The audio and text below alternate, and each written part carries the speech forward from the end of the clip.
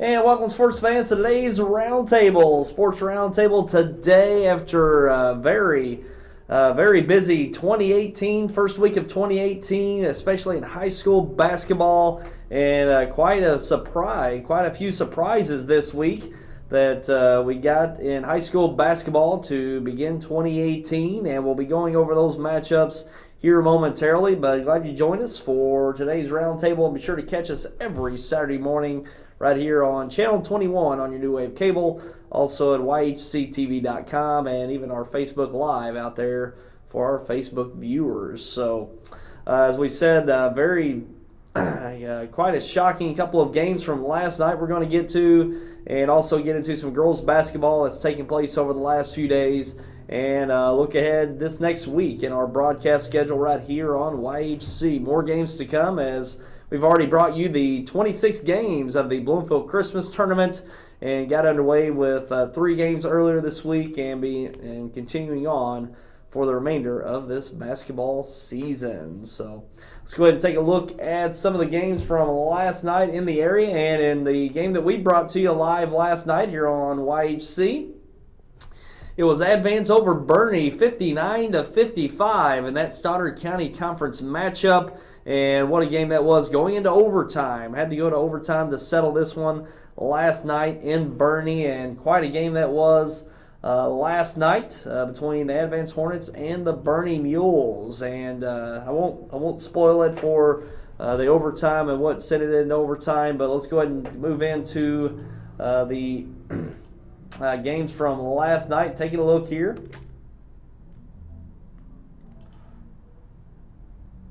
And first off, Blake Hardy getting a nice 3 for the Mules to get started. Also another runner from Hardy. And now we see Brown here on the left side with a deep 3. And the first quarter here. And Michael Hood with a nice elbow jumper on the left side. And now Blake Hardy going down to Suter. Gets the basket and the foul. Here we got Nate Dillinger hitting a 3-pointer in the left corner. And here Suter, a nice post move off the glass. He had a nice first half, and here we see Michael Hood getting a scoop shot and the foul. He had a big game, I think 26 on the night. And here Michael Hood, another 3-pointer on the left side. Blake Hardy knocking down a 3, contested 3 on the left wing. And here Michael Hood, just enough space to hit that set shot. And here we got Armani Vermillion, scoreless in the first half and heated up in the second with that elbow jumper. Blake Hardy with 2 guys in his face, knocking down that 3. And here Vermillion in the third quarter with a nice scoop shot with the left hand. And Vermillion knocking down a 3 on the left side to really make it interesting here in the third quarter. And here Miles taking off inside the paint for the 3 in transition, or for the dunk in transition. And here Nate Dillinger knocking down the 3 on the left side. Blake Hardy with a nice scoop shot off the glass. And here a nice little alley-oop. Miles from Vermillion into the fourth. Hardy looking down to Dillinger, and Suter getting that one down underneath. And here Michael Hood knocking down another deep 3. Armani Vermillion on the left side knocking down a 3. And coming down to the end here, nice putback by Suter to put the Bernie Mules up. And here, down by 3, not putting the ball off the glass at the end of regulation to force overtime. And here Miles with a nice drive. And then now a dump down pass. Miles finishing underneath. And here Vermillion going to take it from Hood. And that pretty much made it the game there. They're in overtime. So Advance hitting that shot from Vermillion, and I know that was quick, but here was pretty much the play of the game. See if we can get it queued back up here. But yeah, quite the finish. Quite the finish for the Mules and the Hornets last night. Taking a look again, Vermillion taking the inbound. Makes a little fake left, and a little fake left, and then off the glass. Just unbelievable finish last night. Vermillion took a step into the half court, up off the glass, And really not a whole lot you can do about that. You just got to take your chances with that low percentage shot, and they just got just enough room to get it off and force that one into overtime, and took care of business in the overtime, did the Hornets, winning that Stoddard County Conference matchup. So, great shot by Vermillion, and to force that overtime, and Advance just carried that momentum into the overtime period and took that victory last night. So an awesome game last night. The Stoddard County Conference is going to be competitive, certainly at the top there with Dexter, Bernie, Advance. And we probably see these two teams again, probably in the Stoddard County Conference tournament. So it'll be fun to see how all that plays out in the conference this year. But quite a performance from the Advance Hornets last night, and a little theatrics, of course, and winning in overtime in that contest last night. And take a look at some other games from the area, and quite a shocker last night. The Charleston Blue Jays defeat the Sikeston Bulldogs 86-82 in that SEMO Conference matchup, and quite the shock there in that one, I must say. Charleston's had a good year. They've taken some interesting losses along the way, but playing Vashon really tough in that Riverbend Classic really showed the capability of the Blue Jays. And going up in Sikeston last night at the Fieldhouse, impressive victory on the road, as Fred Thatch has been out a couple weeks and coming back last night. I'm not sure if that was his first game back last night, but he was on the court. But I'm sure he's probably trying to get back in the rhythm of getting back on the court. And Charleston, they always play Sikeston well. It's just that pace that they can play with, up and down. They can certainly keep up with Sikeston. But it seems like you get them in a fast-paced game, they can probably play at a higher level than if it's a slow-tempo, half-court game, and that certainly was the case last night as the Charleston Blue Jays victorious over the Sikeston Bulldogs. That kind of was a shocker. Sikeston, the top-ranked team in the state in Class 4, undefeated going into the game. So the undefeated season is out of reach now for the Bulldogs, which some were suspecting that they could go undefeated, although they do have a very tough schedule this year. They've scheduled pretty tough, but one of the best Sikeston teams we've seen in the last number of years. And Charleston getting the big victory on the road, which is big for the regular season SEMO Conference title. Charleston undefeated in the conference, I believe, still, and Sikeston with the one loss. So big ramifications for that SEMO Conference regular season championship this year. And moving on to some other games. Big shocker last night. The Boot Hill Conference. South Pemiscot over Malden, 60-57 down in Steele last night. Tell you, the Malden Green Waves probably been one of the most impressive teams, certainly here in the lower half of southeast Missouri, especially among the Boot Hill teams. They've gotten off to a great start, and just a few losses on the year to Dexter, and earlier in the year to Oran, Advance and Dexter. A couple losses to those two teams early on. No big deal there. Very good teams with those two opponents. But South Pemiscot hasn't gotten off to the great start this year and didn't perform very well in the Christmas tournament this year. And Malden performed very well. And maybe that's just what it was, coming off a little week break after the Christmas tournament. Maybe the legs weren't quite there for the Green Wave last night. But a little shocker there, certainly for the Boot Hill Conference, as Malden suffers a Boot Hill Conference loss to the South Pemiscot Bulldogs down in Steele last night. So we'll see if the Green Wave can put it back together. They're certainly capable, but quite a shocker there last night in Steele with that South Pemiscot victory. And in other games, Chaffee over Scott City, 73-45. And these Chaffee Red Devils have put together quite a season. They've got a couple of big victories. Scott City really not all that strong this year. They've suffered quite a few losses early on, but Chaffee defeated East Prairie early in the year, and East Prairie looking really good so far this year. And Chaffee Red Devils really stepped up this year with their basketball team. And also we got Richland over Bell City, and that's in the Stoddard County Conference. Richland getting a nice victory, 74-64. An improved Richland team this year. I know they've been overlooked a bit, but compared to where they've been the past few years, not bad. I know they got that 16 seed once again in that Bloomfield Christmas tournament, but I think they deserve a little better than that. Certainly a couple spots, but an improved Richland Rebels team this year in the Stoddard County Conference. And also we got Notre Dame over Father Tolton Catholic, 65-54. Notre Dame Bulldogs getting a victory last night. Also, we've got Puxico over Clarkton, big, 105-59. That's kind of a shocker there. Not necessarily the victory, but certainly the spread there. Puxico putting up triple digits over the Clarkton Reindeer in that matchup last night.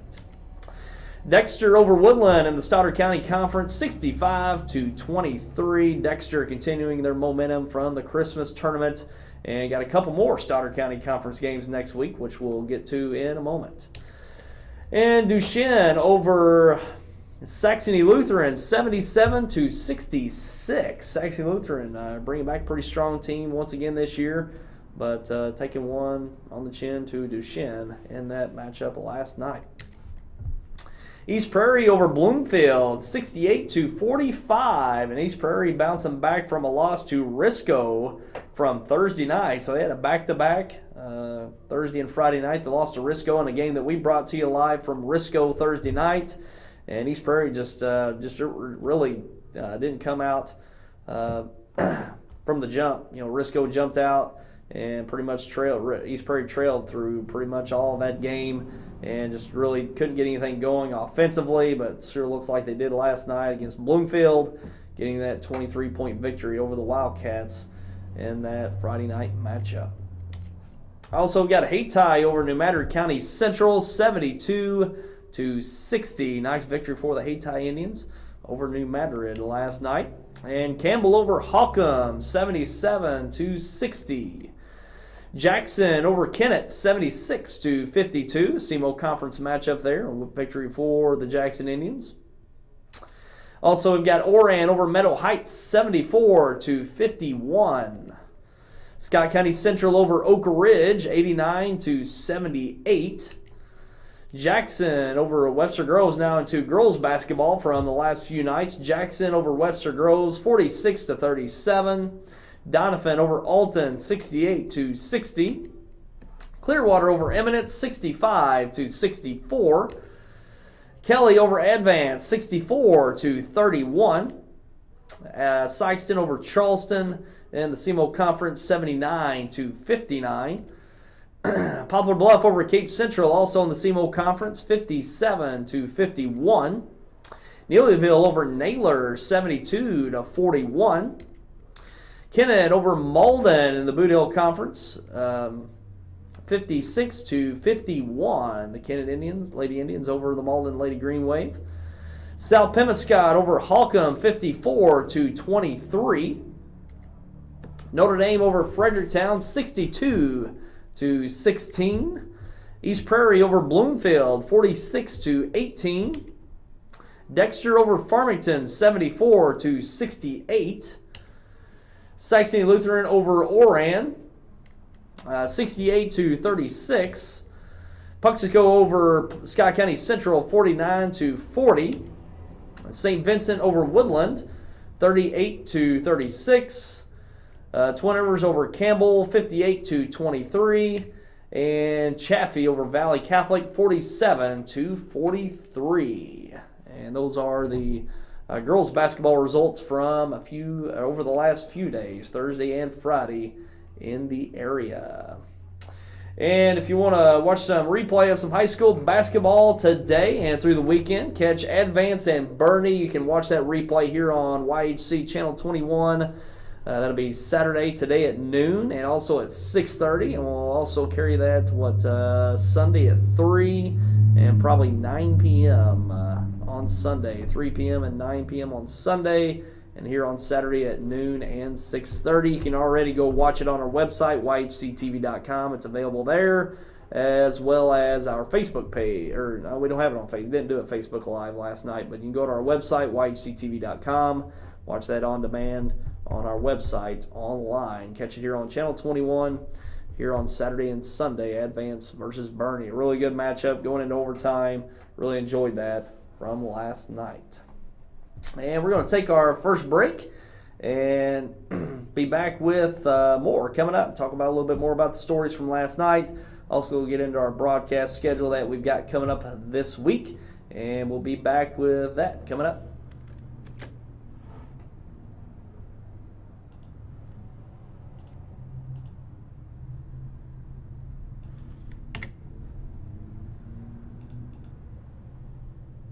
Red Wing, Justin, Dan Post, Double H. The best quality meets the best price at Boot Hill Boots and Shoes in Malden. They specialize in boots with the most popular brands with Red Wing, Justin, Dan Post, Double H, Air Yacht, Muck, and Doc Martens. Work hunting or western boots, they've got them all, as well as boots for the kids. And for women, they carry the favorites, Clark's, Bourne, and Merrill, and these Chinook Sidewalk Surfers are a big hit for a comfortable slip-on.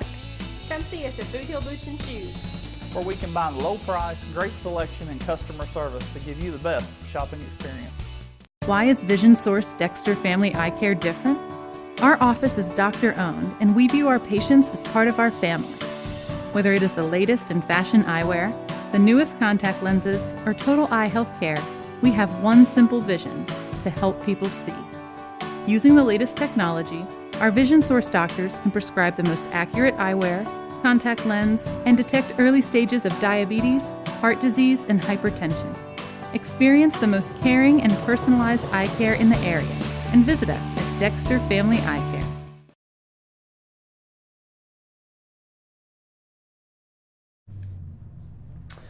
And welcome back, and taking a look at your storylines from last night, which we touched on earlier. South Pemiscot picking up a big Boot Hill Conference victory last night against the Malden Green Wave, and we'll have some ramifications on the Boot Hill Conference going forward. The Boot Hill Conference tournament is going to be held in Portageville. That'll be later on this month. I believe it might go into the first week of February, but still a month away from that Boot Hill Conference tournament, but surely shake things up a bit. I know Malden's going to be at the top of that conference. Crothersville right there at the top, as well as Portageville and Hayti. Very competitive conference this year with Crothersville, Malden, Hayti, and Portageville. They're probably the top 4 teams in the conference. But South Pemiscot, I don't know, they must be turning it on here with 2018 coming into the new year, and certainly making things interesting in the conference. So you might have to throw South Pemiscot there, and to make it pretty much a top 5 there with that Boot Hill Conference this season. So the Boot Hill Conference has been very competitive over the last couple of years. I think it's even more competitive this year, with Crothersville being very good the last number of years, last 2 years especially. And probably they've lost quite a few seniors from last year. Also, that injury to DeAndre Davis back in the football season really hurts them on the basketball court. So Crothersville's not quite the team they've been the last 2 years. But then Malden's really stepped up. Portageville's really stepped up. Hayti is probably a little better than last year, pretty similar to the team they had from last year. But certainly Portageville and Malden's improved. Crothersville's coming back to the pack a bit after winning the last 2 Boot Hill Conference tournaments. So, you take those 4 teams, Malden, Crothersville, Hayti, and Portageville, you throw them in there, and they look pretty even this year. That makes for a great conference season, though, as we saw last night. South Pemiscot being right there in the mix, pretty much call them the 5 teams now to really make things interesting in that Boot Hill Conference this season. So we'll see what happens, but certainly a shocker last night. It's got to be Malden just coming off a little break from the Christmas tournament. Boy, they've been one of the most impressive teams. I'm sure Andrew Halford and the Green Wave will ride the ship going forward, certainly in the Boot Hill Conference season. And got to look out for them South Pemiscot Bulldogs now. They got some talent on that team. They got some size. Some newer kids playing this year. They hadn't quite had the varsity experience over the last number of years. They got some size underneath. And the guard play out front with Kevin Burton, certainly senior at guard, and also LaSila Smith stepping up this year in the backcourt for the Bulldogs as well. So they've got the ingredients. They've got some size underneath. That's probably a little young, but certainly Kevin Burton outside. He's played varsity for the last, I think, 2 years, I believe. And LaSila Smith certainly has the capability of playing well out front for South Pemiscot as well. So look out for these Bulldogs going forward.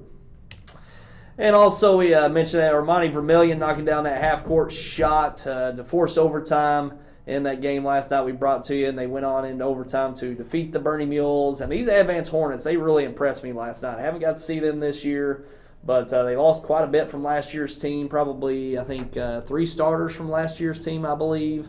But certainly the backcourt is strong with this team. They've lost some size underneath, but that Miles kid, the one that had the dunk, he's certainly got some athleticism right there at the rim. So he's really stepped up for the Hornets this year. Hood's really stepped up his game. He was good last year, but I think their backcourt was, they had a deep backcourt last year, so the ball was being shared. So Hood's certainly getting more opportunities this year to score. He certainly showed it last night with some range. That 3-point shot he's got certainly showed some range in that game. And I think we had him down for 26. Vermillion really had a tough start last night. Scoreless in the first half, and he had some bunnies there at the rim. Those scoop shots we saw that fell in the second half. He couldn't get them to go in the first half. Couldn't hit any shots, and it was just really strange to see him go scoreless in that first half. But he really picked it up in the second, scoring. And I think we ended up having him about 15 or 16 points last night, I believe. But he really stepped it up for the Hornets in that second half, and certainly stepped up when they needed him to. There at half court, Bernie did a pretty good job. Actually, how that sequence developed, I think there was 3.7 seconds left, and they were inbounding from full court. So they were under Bernie's basket, 3.7 seconds left, and they passed it out to Hood at half court, and Bernie committed the foul. They had a foul to give, so they fouled him. It didn't matter at that point if it was a foul to give anyways. It was a 3-point lead for the Mules at that point, but they fouled him before he could get up the court. He had actually pretty good inbound. He was going up the court right there at half court, so he probably could have gotten right at the 3-point line if he was in the open court. But they committed the foul, inbounded there at half court with 2.7 seconds left. And as you saw earlier, they just inbounded Vermillion. He did a little fake left, crossed half court, put it up off the glass, and they contested it for the most part, but you can't commit that foul there. You can't just be all over him when his momentum is going to be going forward towards the basket, and the defender coming at him. That you just kind of had to lay off a bit, but contest it.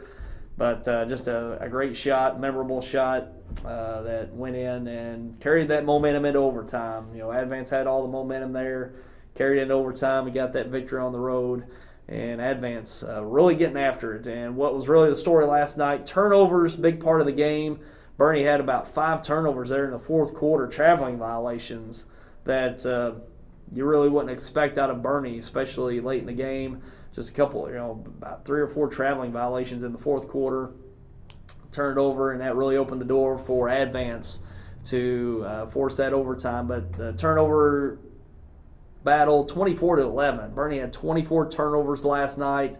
Advance only 11, so that certainly played a role in that game last night. And Advance just really got after it. Boy, these guys really get after it on defense. They're full court pretty much the whole game. They're picking up full court off a defensive rebound, and just that press really got after Bernie last night, forcing the turnovers, and that proved to be quite a difference in the game. As Advance getting quite a few more possessions in that game. They certainly needed them. Certainly there in the end to force overtime. So great game. Try to catch that replay if you can. Really good game in that Stoddard County Conference matchup last night. And take a look at the SEMO Conference matchup last night. Charleston knocking off Sykeston. Sykeston's kind of shown a little bit of vulnerability in the last month. I know they had Notre Dame, and that was without Fred Thatch, their star guard for the Bulldogs. And Notre Dame made it interesting there for probably 3 quarters. Had a lead through, I think, half of that game.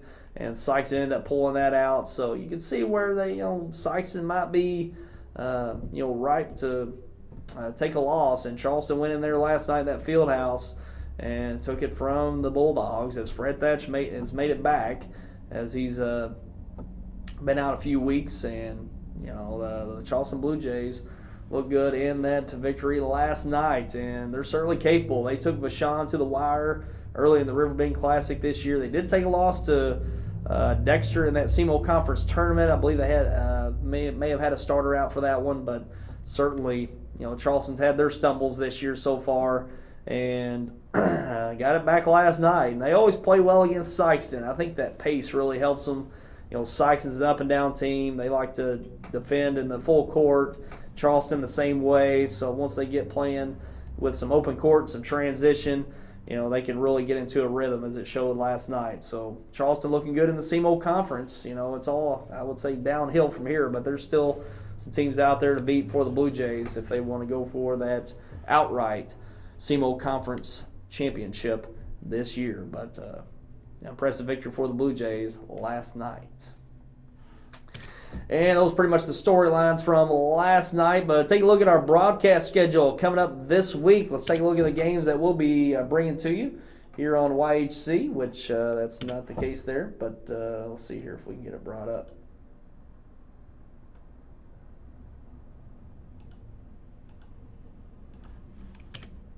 All right, take a look at the games here. We've got Tuesday night, nice Stoddard County Conference matchup. We've got Dexter at Bloomfield. Dexter at Bloomfield in a Stoddard County Conference matchup there in Bloomfield. So it should be a good one. Bloomfield had a really good Bloomfield Christmas tournament showing, pulling off probably the upset of the tournament over Portageville in the first round. So they've really gotten off to a pretty good, they've really improved. We've had them earlier in the year where they got some new kids stepping up this year, but Bloomfield's played well here in the last month. Took a loss to East Prairie last night, but looking better so far this year are the Wildcats, and Dexter playing really well. Got a big victory over sizable victory over Woodland last night in the conference, and coming off that Bloomfield Christmas Tournament Championship. They're looking really good this part of the year, so they're going to be taking on Bloomfield on the road up there. So we'll be looking forward to that Tuesday night, 7:30 start right here on Channel 21 on your New Wave Cable, also at yhctv.com, and even a Facebook Live there Tuesday night. So look forward to that one, Dexter and Bloomfield next week. Then Thursday night, we'll have probably the game of the year when it comes to the regular season in our area, Neelyville at Dexter at the Bearcat Event Center. Should be a great one. Both those teams faced off in the Lady Royals Classic over in Twin Rivers, where Dexter got a victory over Neelyville in that championship game. It was a close game, and these two teams have certainly had the rivalry. They're not, they don't share the district, of course. Neelyville playing in Class 2, Dexter in Class 4, but Neelyville, one of the top teams in the area in girls basketball, along with Dexter. Dexter, probably the best team in the area. Neelyville's probably right there. Probably right there is the second best team, probably in southeast Missouri, and they'll be going at it Thursday night at the Bearcat Event Center in Dexter. We're going to bring that live to you Thursday night right here on YHC. So look forward to that one. Should be a good one. Probably the most competitive girls game we'll bring to you this year here on YHC. And then Friday night, big rivalry game in the Stoddard County Conference, the Bernie Mules and the Dexter Bearcats. And that'll be in Dexter, so look forward to that one as well, right here on the YHC. And Bernie, an improved team this year. Dexter, pretty much on the scale they were last year, probably even better. So this has always been a big game that we bring each year. A lot of viewership, of course, and one of the big rivalry games that we bring each year here on YHC. But Bernie's hasn't been quite the team to compete with Dexter over the last couple of years, so it hasn't been quite the event that it typically is each year the last couple of years, but an improved team in Bernie this year. I think they can much better compete with the Bearcats this year, so it'll certainly be a better game and a better broadcast for you this year. So we're going to look forward to that in Dexter next Friday night right here on YHC. Always one of the biggest games of the year to look forward to, the Bernie Mules and the Dexter Bearcats each season. And that's the games we're bringing to you this week. So we've got 3 to bring to you this next week here on YHC. So we'll be looking forward to those and many more. We've got all of January and February and even into March when it comes to district and state tournament action. So we'll be bringing it all to you right here on YHC for the next few months. It's a long season, and we're here for the road. So hopefully you'll join us along the way. And we're going to take another quick break and be back with some state rankings for high school basketball. It's been a few weeks since we've gotten to those, and we've gotten quite a few teams in those state rankings. We're going to bring those to you here in our next segment, and also going to be getting into some NFL playoff preview. That's going to be coming up as well, so we'll be back with that coming up. At Ag Explore, we're farmers too. So we know that farming's never been a 9-to-5 job. Just like the farmer, we work overtime to bring you whatever it takes. Solutions like InZone help you retain 47% more nitrogen, with an overall average increase of 12 bushels per acre. Imagine what InZone can do for you. Ag Explore. Hey, we're back again, Sandy Small Engine and the staff. We're at #1 Exmark dealer in Southeast Missouri. We're looking forward to servicing with all the Exmark products. We're still running a special 10% off all Quest mowers that we have in stock while supplies last. And we offer all the other steel products for your lawn care, also here at Sandy Small Engine. Let me make it perfectly clear. 0% for 48 months with Exmark, not my wife, Judy.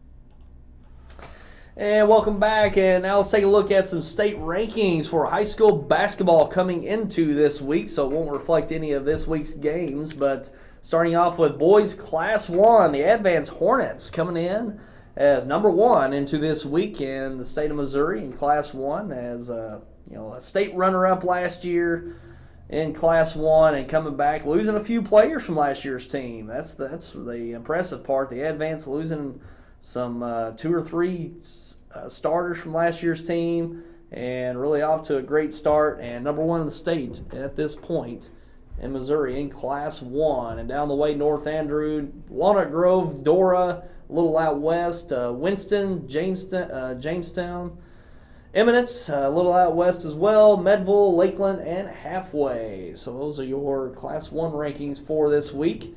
Moving on to Class 2, Sacred Heart at #1, 2, Mid-Buchanan, 3, the Oran Eagles. They're at #3.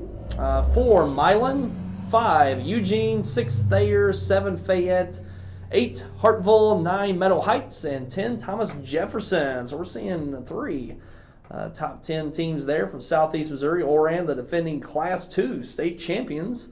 Thayer there out west at #6, and Meadow Heights really putting together an impressive season so far. Certainly not one of the teams there in the mix, certainly in Class 2 in the area, but certainly they're making a nice season for themselves up there at Meadow Heights at #9 coming into this week. In Class 3, Mountain Grove at #1, 2, Cardinal Ritter, followed by Whitfield, Hallsville, Charleston, the Charleston Blue Jays at #5. Might even see them jump up this week with that impressive victory over Sykeston, so I wouldn't be surprised if they move up in that poll for this coming week. 6, Clark County, 7, the Saxony Lutheran Crusaders. They're at #7 in the top 10. 8, Hogan Prep, 9, Licking, and 10, Springfield Catholic. So a couple Class 3 local teams there in the top 10. And moving to Class 4, the Sykeston Bulldogs were #1 in the state in Class 4. They'll likely come down after losing to Charleston last night, but an impressive season still yet for the Bulldogs. They've been up there at #2. Vashon was up there at #1. Sykeston was 2. Then Vashon suffered a couple losses, and they moved down to 3, and then Sykeston moved up to 1. But the team to look out for as well is St. Mary's. They returned pretty much all of their team from last year, and they had a classic last year with Vashon in the district championship, went into overtime, and St. Mary's actually led the majority of that game, and they were fortunate, or Vashon was fortunate to get that victory over St. Mary's in that district championship game. So St. Mary's going to be right there in the mix as well, probably right there with Sykeston. I would think St. Mary's and Sykeston are probably the top 2 teams with a very talented Vashon there at #3. But St. Mary's very dangerous, bringing back pretty much all their team from last year. So St. Mary's, Vashon, Grandview of Kansas City, Hillsboro, just up the way north. They're at #5. 6, Cape Central. They put together a fine season this year. They're at #6. 7, Parkway Central. 8, Raytown South. 9, Nevada. And 10, Confluence Prep Academy. So just looking at there, Cape Central and Sykeston, they share the same district in Class 4. So we could see a clash there, and then whoever wins will probably meet up with Hillsboro in that sectional round, such as Sykeston did last year. And then from there, it's probably St. Mary's or Vashon in that quarterfinal round. So very talented Class 4 group going back to last year, and even more competitive this year. So we'll see what happens. But Sykeston likely to move down off that number 1 spot this next week. And in Class 5, Lee's Summit West, Hazelwood Central, Rockbridge, Webster Groves, Oak Park, North Kansas City, Liberty, Chaminade, Park Hills South, and Glendale. And Sykeston's going to be meeting up with Chaminade. I believe that might be this next week or a couple weeks down the road. So Sykeston got a tough game with Chaminade coming up in a matchup here in the next few weeks. And those are the boys' rankings from this past week. Taking a look at the girls' rankings, starting in Class 1, Walnut Grove at 1, 2, southwest of Livingston County, 3, Leeton, 4, South Iron, 5, Jefferson, 6, Madison, 7, Mound City, 8, Norborn, 9, Community, and 10, Heritage. So no local teams there. Well, South Iron a little out west. They're in the top 10. In Class 2, Skyline, 2, Thayer, a little out west there. Thayer at number 2. Mid Buchanan, 4, Oran. Oran made a nice run last year, bringing back a really good team this year again. And the Neelyville Lady Tigers, they're at number 5. 6, Blue Eye, 7, New Bloomfield, 8, Fordland, 9, Cairo, and 10, Gainesville. So Thayer, Oran, and Neelyville making up our Southeast Missouri teams there in Class 2. In Class 3, Stratford, Trenton, Monroe City, Whitfield, South Callaway, Fairgrove, Clark County, Licking, Herman, and Park Hills Central up there a little north. Park Hills Central there at number 10 in Class 3. In Class 4, Incarnate Word, winners of the last 2 or 3 state championships. They're at number 1, 2, Carl Junction, followed by Benton, Lincoln Prep, Parkway North, Sullivan, Osage, and the Dexter Lady Bearcats. They're at number 8 this week, 9, St. Dominic, and 10, Country Day. And in Class 5, Kirkwood at number 1, 2, the Jackson Indians. They're at number 2 in the state in Class 5. 3, Lee Summit West, 4, Kickapoo, 5, Branson, 6, Rockbridge, 7, Nixa, 8, Waynesville, 9, Liberty of Kansas City, and 10, Ozarks. So Jackson there from Southeast Missouri, they're at number 2 in Class 5 this week. And those are your state rankings from this past week coming into this week, so they don't reflect this week's games. So we're going to see a little movement up and down probably for our local teams in those rankings. Charleston probably going to move up, Sykeston likely to move down, and Advance going to stay on top there. You know, unbelievable. The Advance, number 1 ranked team in the state. With the players that they lost from last year, they've come back and put together a great season so far. They're in Advance, so we'll see how those rankings change up this next week for the state of Missouri. And we're going to take one more break and come back and talk a little NFL playoff preview with the wild card games taking place this weekend. Back with that coming up. For more than 75 years, the law firm of Crowe, Reynolds, Shetley, McVeigh, and Shear, LLP, has served the legal needs of Southeast Missouri. Located at 308 First Street in Kennett, Crowe, Reynolds, Shetley, McVeigh, and Shear, LLP is a full-service law firm providing representation in a wide range of areas, such as personal injury, workers' compensation, family law, criminal law, probate, business, and estate planning. For all your legal needs, call Crowe, Reynolds, Shetley, McVeigh, and Shear, LLP at 573-888-4664. Tired of the same old burger? Well, the Lemonade House Grill in Dexter has some of the best handcrafted burgers around, including the Memphis King Burger and the local favorite, Bearcat Burger. Other favorites include the Gulf Coast Tacos and chicken salad every Friday. They are the true Lemonade House, offering up to 19 flavors with fresh squeezed lemon delight. Call ahead and use their pickup window and utilize their party room for your next gathering. Lemonade House Grill, located on the East-North Outer Road in Dexter. When you connect with high-speed internet from New Wave Communications, you unlock all kinds of possibilities. More gaming, more streaming and viewing, more ways to keep in touch, more ways to learn. And best of all, Adding New Wave Internet to your current television package won't cost a lot more thanks to New Wave's bundle discounts. In fact, if you're paying another provider for internet, switching to New Wave will probably save you money. Call or go to newwavecom.com to find more ways to bundle and save.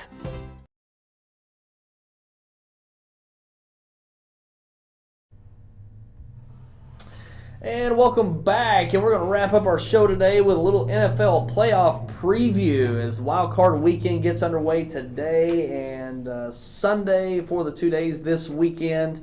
And taking a look at our matchups, we got the Titans at the Chiefs. That'll be at 3:20 this afternoon on ESPN. The Titans 9-7 on the year, taking on the Chiefs, who are at 10-6. On the year. So the Titans getting one of the wild card teams. They finished second in the AFC South behind the Jaguars at 10-6. So the 9-7 Titans at the 10-6 Kansas City Chiefs, and the Chiefs winning the AFC West this year in the AFC. So the Titans, they've been they're one of those teams you don't really think they can take that next step. Marcus Mariota's had a decent season. But the offense just seems like, it just kind of stutters a lot of the time this year. But, the defense, it's, although they did have an all-pro safety for the Titans this year, and Bird, I think, I can't remember who got that all-pro from Tennessee. But Kansas City, they really got off to a great start. They defeated New England in that first week and decisively, and had a great start, 3 or 4 wins in a row to start the season, maybe even 5. But, man, the mid part of that year, they really struggled, took some losses, but they finished pretty strong, 10-6, not bad, winning the AFC West. So they're going to host that game in Kansas City later on this afternoon. And, if they win, if Kansas City wins, they're likely going to match up. If everything holds out, the seeds advance. Kansas City going to have a rematch with New England next week in Foxborough in that divisional round. So that'll be an interesting matchup there. But Kansas City, they finished strong. They've gotten some wins here in the last few weeks. They did finish strong, beating Denver on the road with Patrick Mahomes, the backup quarterback, coming in and playing that last game on the road against Denver and winning that one to go 10-6. So pretty strong season for the Chiefs, but it was a great start, kind of muddy middle part of the season, and finished up with some nice victories late in the year to win the AFC West and host that wild card game this afternoon against the Titans. I expect Kansas City to win. That defense is still pretty tough, and the offense is playing much better here in the last part of the year. So I expect the Chiefs to move on over the Titans. The Titans just don't seem as a threat. They don't really seem threatening. Marcus Mariota, he has some decent games, but quarterback play is going to be especially important in the playoffs. And DeMarco Murray's out. I think he's got a torn MCL. So who's that other running back they got? The Alabama guy. Golly, Derek. Getting away from me here, but they still got him, and he's probably their main back anyways. But he's going to have a big game, and the passing game just hasn't been there for the Titans this year. It just hasn't really meshed all that well. So I expect the Chiefs to move on in that wild card game today. So the only lone team we've got, Missouri, so that works out for us Missouri fans, I guess. But later on in the day, we've got the Falcons at the Rams. That'll be tonight on NBC, 7:15 start. Also, the Chiefs are 8.5-point favorites against the Titans, so that's a big spread there. 8.5-point favorites, the Chiefs over the Titans. So Vegas expecting a victory for the Chiefs as well. The Falcons at the Rams, defending NFC champion Atlanta Falcons on the road to take on the Los Angeles Rams. And this is going to be an interesting matchup here. The Rams have certainly got a capable team. They've shown it all year. They finished 11-5, winning the NFC West. And the Falcons at 10-6, not winning the South, but certainly a wild card team, finishing 10-6. I thought they were fortunate to go 10-6. I mean, they've been in close games all this year, getting some close victories against the Saints late in the year, also the Panthers. So, this team's very fortunate to go 10-6. They've had a lot of close games. Matt Ryan hasn't been quite the same quarterback. I think Kyle Shanahan, being the previous offensive coordinator, going out to San Francisco as head coach, had a big deal to do with that. They pretty much brought back all their offense and their offensive line. they've just been basically, I think they've been about a touchdown difference from last year's team. And I think Kyle Shanahan had a big part of that. And Matt Ryan, unbelievable season last year, MVP, first team All-Pro, best quarterback in the league last year. He hasn't thrown for 3 touchdowns in one game this year. It's just been unbelievable how they've kind of regressed offensively. But the defense has stepped up, gotten better from last year's squad. Not a very good defense last year, as it pretty much showed that second half against the Patriots. But much better defense this year, so that's probably offset some of the regression in the offense this season. But the Rams, that's been one surprise this year. Sean McVay, I think he's 31 years old, or 30 years old, something. It was the youngest NFL head coach ever coming in. Jared Goff is going from looked like a bust at a quarterback. Now he's a Pro Bowl quarterback in one season. And, Goff's had a great year. Todd Gurley really stepped up, 19 touchdowns on the year. He's going to be an MVP candidate, probably certainly the best running back in the league this year. And some receivers that's got some game. Robert Woods has had a great year for the Rams, and a defense is showing some capability as well. So that the Rams are probably they might be a year or two off from really putting together maybe a Super Bowl run, but they're youthful. They've got the confidence certainly. And being in LA today, taking on the Falcons. I don't know. It's a hard one. I'm going to go with the Falcons, just thinking that experience is going to win out there, and Goff being in a big playoff matchup. I think he might not have the game that he needs to have today. And I think the Rams are just going to come up short, just a bit short, but they are 6-point favorites. So Vegas is telling me, we're going with the Rams today. A 6-point favorite, not bad. Pretty good favorite there for the Rams over the Falcons. I think the Rams are a better team. I just think something's going to, offensively late, they're just going to come up with, not be able to come up with the plays late. I think the Falcons are going to win by maybe a point, 2, or maybe even a field goal. It's going to be a close game. I think the Falcons, that's just been them. They're just squeaking out wins all over the place. So I think the Falcons might just barely edge the Rams today. But we'll see. I'm really looking forward to that game tonight, though. It's going to be a good one.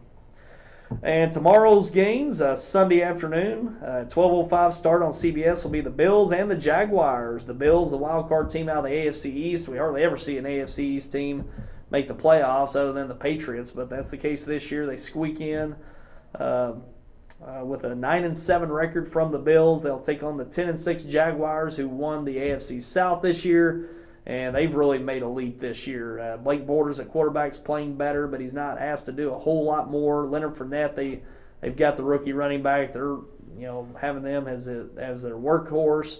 He's getting some great yardage this year as a rookie, as we pretty much expected as the career as he had at LSU the last number of years.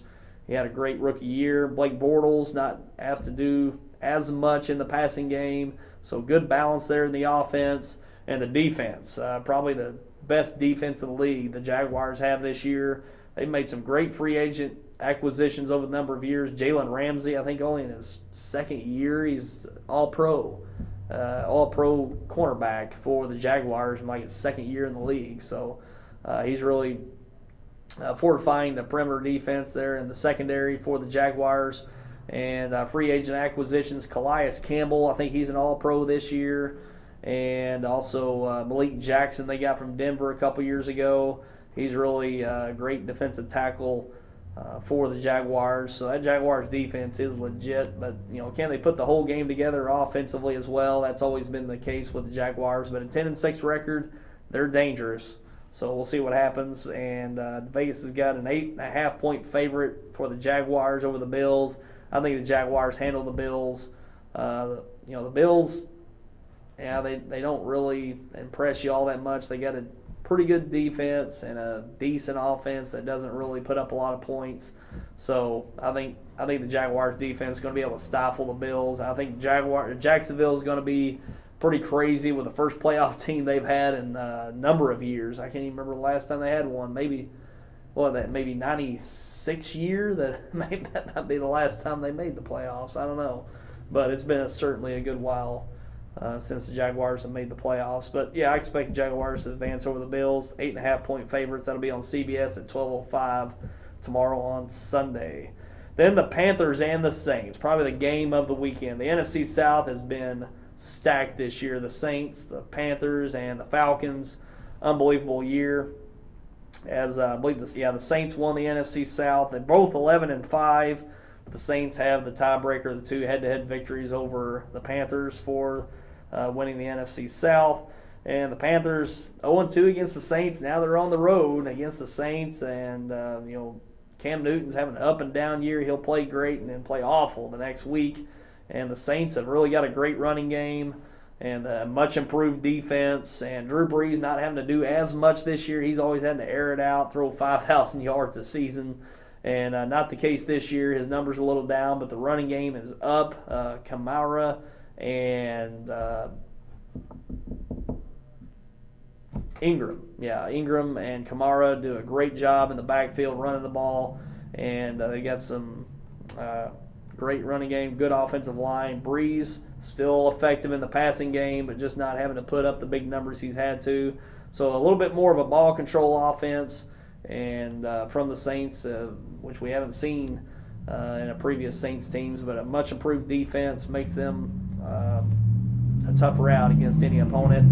And the Panthers on the road, I'm just not trusting that. Although they do have a great defense, got a very good running game. Christian McCaffrey's really added to the backfield, being able to come out of the backfield, receiving the ball, also running the ball. A great threat for the Panthers, but Cam Newton's just been such up and down this year. Up and down play from him this year. Just being on the road in that Superdome, as crazy as it's going to be down there in New Orleans. And the Saints are going to be up for that game. I think it's going to be a ball control type of game. I think Saints are just going to do enough to keep the Panthers at bay. And then 7-point favorites for the New Orleans Saints. So Vegas expecting a New Orleans victory this weekend. And I expect the same. I expect New Orleans to advance over the Panthers, go 3-0 against the Panthers this year. So very, very improved Saints team this year. They've actually been pretty fun to watch when they've been available to watch. So there you go. There's the 4 teams, and taking a look at the divisional round next week. The New England Patriots, the top seed, once again at 13-3 in the AFC, defeated the Steelers in Week 15 to have that tiebreaker. The Steelers finished 13-3 as well. They're the 2nd seed, and they will take on the next highest, they'll take on the lowest seed of the remaining teams that win from this wild card weekend. So if everything plays out with the seeds, say if Kansas City advances over the Titans, the Chiefs will take on the Patriots in Foxborough next week in the divisional round, and if the Jaguars advance over the Bills, the Jaguars will take on the Steelers in Pittsburgh next week in the divisional round. So we'll see what happens in that AFC. On the NFC side, the top seed, the Philadelphia Eagles, and that's a question mark there. Carson Wentz, likely the MVP of this year, goes down in Week 13 with 3 games to go, or Week 14 with 3 games to go. He's out. Nick Foles coming in, not looking very good, but they are the number 1 seed. So if they, they'll be taking on, who will they be taking on? They'll be taking on, looks like, the Panthers or the Saints. So if, say, the Saints win in advance, they would, that'd be a tough team. Boy, the Philadelphia Eagles likely would lose that game. I would bet Vegas would have the Saints the favorites over the Eagles in that matchup if the Saints do advance. So, yeah, that's going to be tough for the Eagles with a backup quarterback to advance in the playoffs with Nick Foles. He hadn't looked all that great, and I think it's just a different team with Nick Foles in there rather than Carson Wentz. And in the the other 2nd seed there are the Minnesota Vikings. That's the team that's really looked good this year. They're on their 3rd-string quarterback, and they look good. Case Keenum, the 3rd-string quarterback, going to be carrying the Vikings through the playoffs. He's played very well. He's been one of the top quarterbacks in the league, even at 3rd string. Teddy Bridgewater's been out the last 2 seasons with an injury. Sam Bradford hurt earlier in the year. Case Keenum comes in. and he's played very well. He's been one of the top quarterbacks in the league. You kind of expect it to kind of run out. You see these guys with these great starts. You always expect, these guys to flame out at some point, but Case Keenum hasn't. But we'll see if that continues in the playoffs. Minnesota, one of the best, I think probably the second or third best defense in the league, if not the top defense in some metrics. But, Minnesota looking really good. They're that second seed, going to be taken on if, the seeds play out. If, say, the Rams advance over the Falcons, they would take on the Rams in that matchup. So we'll see. It's going to be a fun playoff season. We'll see what happens going forward. And, it's always fun. And then we got the national championship in college football coming up. I think that's, Monday night or Tuesday night? Can't remember about that one. But Monday or Tuesday night, the college football championship. And that will be the Alabama. That'll be Monday. Monday at 7 o'clock on ESPN. The Alabama Crimson Tide, the 4th seed, taking on the 3rd seed, Georgia Bulldogs. So an SEC national championship in Atlanta for that championship game. 7 o'clock start Tuesday or Monday night on ESPN. Alabama's a 4-point favorite. And I think Alabama's going to roll. I think the Tide's going to roll over Georgia. The one thing that really hurts Alabama is kind of a mobile quarterback that can, pick up yards with the feet, also get out of the pocket, make plays down the field. That's what really hurts Alabama, is a threat to Alabama's great defense. But Georgia doesn't have that. Fromm's just an average pocket quarterback, and I don't think he's going to be able to make the plays down the field that's going to be necessary. And I think it's going to be a rout by Alabama. I think they're just going to march the ball up the field and have 3 and outs all night against Georgia. That's just what I expect. I expect a double-digit victory for Alabama, much the way they shut down Clemson in that semifinal. I know people belly aching over Alabama even making the playoff, but it's going to end up looking like Alabama was by far the best team in the country after these playoffs. I think Oklahoma and Alabama would have been a great national championship game, with Baker Mayfield being able to make plays with his feet, making throws on the run, and making plays down the field. I think it would have been an excellent championship game, much like what we saw from Clemson and Alabama the last 2 years. I think Georgia, beating them, it's just going to make a kind of a dud of a national championship game, just the way the matchups work. So we'll see what happens there. But Alabama favorites, I highly expect them to win the national championship this year. Nick Saban getting his, 5th national championship if he does. Unbelievable. So we'll see what happens. But big weekend going into Monday with football. Boy, they got the playoffs, NFL playoffs getting underway this weekend. And on top of that, the national championship on Monday in college football. So looking to wrap up the football season here pretty quick. And we will Monday night with college football. And that's going to wrap it up for today. We're going to go ahead and close it up for today. And we appreciate you for tuning in as always. And don't forget our broadcast this week. Again, we'll touch on those that we'll have this week. We've got Dexter and Bloomfield Tuesday night, girls Neelyville at Dexter Thursday night, and Bernie at Dexter next Friday night. The games we're bringing to you this week here on YHC, so look forward to those this next week here on YHC TV. And wish you all to have a great weekend. Hopefully your New Year's off to a great start, and we'll see you next Saturday for another roundtable. Take care, everyone.